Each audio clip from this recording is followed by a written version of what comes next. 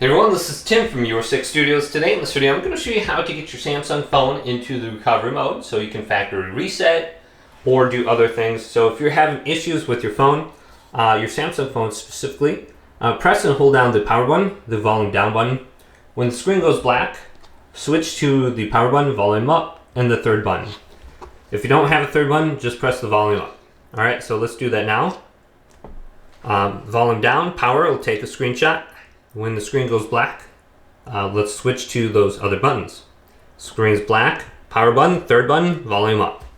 Now continue to hold these buttons down until you see the name of the phone go away.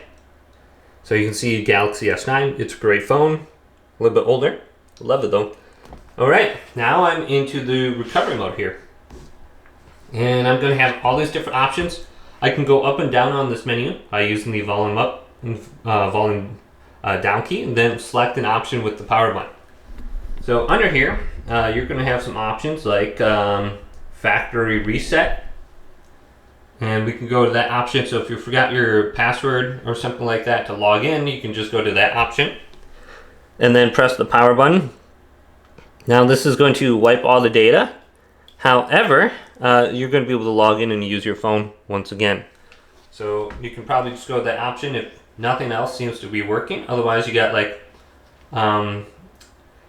you can go to apply updates. If you got something on your SD card, you can wipe the cache partition. You can try one of those other options. Or you got repair apps on the bottom. But hopefully this video did indeed help you out. Leave it a big thumbs up. Subscribe to my channel down below.